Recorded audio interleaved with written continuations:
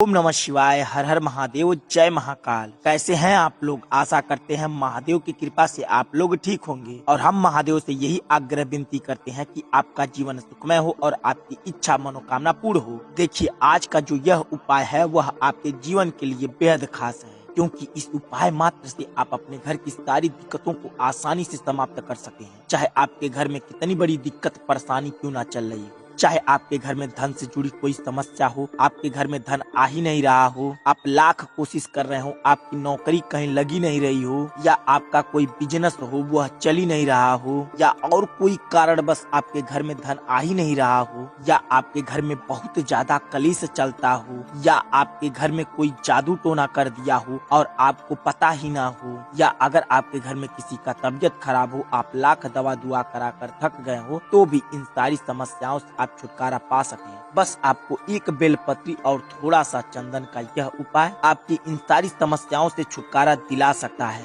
यह एकमात्र ऐसा उपाय है जिससे आप अपने घर की सारी दिक्कतों को आसानी से समाप्त कर सकें। तो आपको यह उपाय कैसे करना है, कहाँ करना है और इसकी सही विधि क्या है, हम आपको इस वीडियो में बेहद विस्तार से बताएंगे और समझाएंगे भी। तो आप इस वीडियो को बेहद सावधानी पूर्वक और अच्छे तरीके से देखें और समझें। हाँ, एक बात आपको बता देते हैं, अगर आप यह उपाय करते वक्त कोई त्रुटि गलती करते हैं तो आपके जीवन में कुछ कठिनाइयां भी आ सकती हैं। इसलिए इस उपाय को बेहद सावधानी से देखें और अच्छी तरीके से समझें। उपाय बताने से पहले आपको बता दें, अगर आप इस चैनल पर नए आए हो तो इस चैनल को सब्सक्राइब करके बेल आइकन दबा लें और कमेंट बॉक्स में हमारे भोलेनाथ का कोई भी प्यारा सा नाम हमारे महादेव का लिख दें। आपको इस उपाय के लिए सबसे पहले क्या करना है, देखिए, 3 बेलपत्री लेना है और थोड़ा सा शहद लेना है और थोड़ा सा आपको चंदन ले लेना है।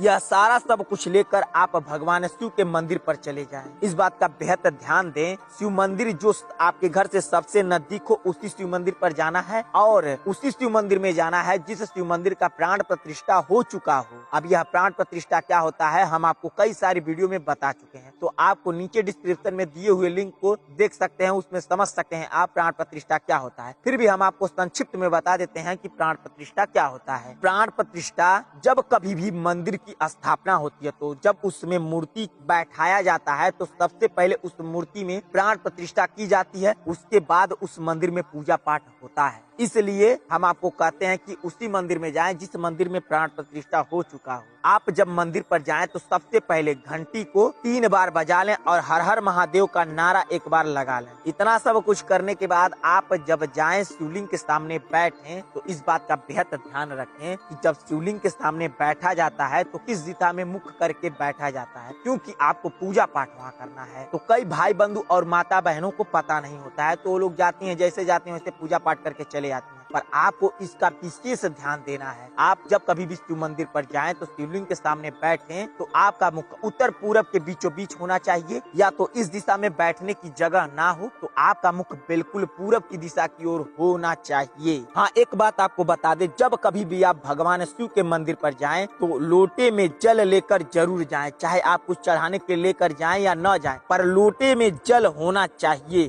तो वो यह आपको लेना अनिवार्य है। तो लोटे में जल आप ले लें और जैसे ही शिव मंदिर पर जाएं आप अपना मुख पूरब या उत्तर पूरब के बीचों बीच करके बैठ जाएं। जब आप इतना कर लें तो सबसे पहले आपको बेलपत्री लेना है और उस बेलपत्री पर चंदन और शहद के मिश्रण से ऊपर वाली पत्ती पर, सबसे जो बड़ा वाला पत्ती होता है, एक बेलपत्री में 3 पत्ती होता है, तो जो सबसे ऊपर वाला है उस पे आपको ओम बनाना है। इस बात का बेहद ध्यान रखें, जब आप ओम बनाए तो आपके मन में कोई भी भावना नहीं चलनी चाहिए, सिर्फ ओम की गूंज होनी चाहिए। तीनों बेलपत्री पे आपको ओम बना लेना है। अब आपको उस तीनों बेलपत्री को एक साइड में रख दें। अब आपको क्या करना है, उसी चंदन और शहद के मिश्रण से शिवलिंग पर, इस बात का बेहद ध्यान दें, शिवलिंग पर आपको ओम बनाना है। इस बात का विशेष ध्यान दें। आपको जब अपने अंगुली पर चंदन और शहद लगा लें तो आपको शिवलिंग पर पूरा ओम बना देना है और अपने मन में ओम की गूंज के साथ, और कम से कम आपको 11 बार ओम बनाना है। ऐसा नहीं करना है कि आपको थोड़ा सा अंगुली पर शहद लगाएं, आधा ओम बना दिए, फिर थोड़ा सा शहद अंगुली पर लगाएं, फिर उसको पूरा के नहीं, आपको 1 बार शहद अंगुली पर लगा लें तो पूरा ओम बना देना है।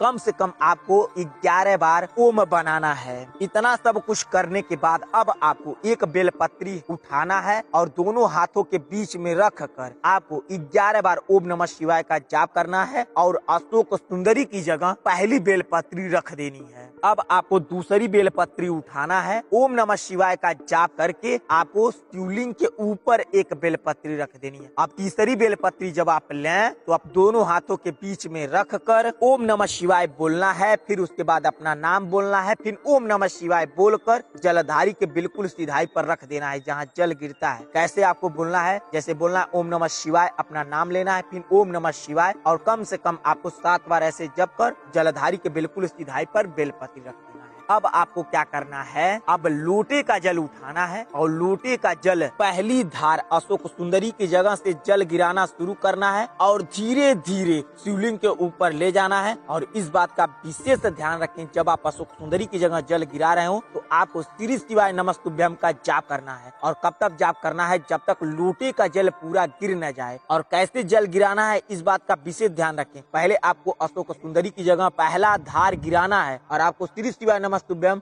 जाप शुरू करना है और ऐसे ही धार चलाते चलाते शिवलिंग के ऊपर चले आना है। और जब जल पूरा गिरने वाला हो तो आपको श्री शिवाय नमस्तुभ्यम बोलकर पूरा जल ढाल देना है। इतना सब कुछ करने के बाद जैसे ही आप पूरा जल गिरा लें, तुरंत जलधारी के बिल्कुल सुधाई पर जो बेलपत्री रखे हैं उसके ऊपर अपना लोटा रख कर थोड़ा सा जल 1-2 बूंद जो जलधारी के तरफ से गिर रहा हो वह रोक लें और वह बेलपत्री और लोटा एक साथ उठाकर लेकर चले आए अपने घर पर। अब आपको क्या करना है, उस बेलपत्री को आप ऐसी जगह रखें जहाँ कोई भी जल्दी जाता ना हो और जाए भी तो आप पूछे न कि ये क्या है और वहाँ से फेंके ना। उस बेलपत्री को अपने घर में छुपा कर रख दें और जो लोटे का जल है उसमें थोड़ा सा और जल मिलाकर अपने पूरे घर में ओम नमः शिवाय का जाप करते हुए जल का छिड़काव कर दें। ऐसा करने से आपके घर में कहीं भी दरिद्रता बैठी होगी वह दूर चली जाएगी और आपके घर में माता लक्ष्मी का वास होगा और आपके घर में धन दौलत बढ़ने लगेगा। इतना सब कुछ करने के बाद अब आपको क्या करना है,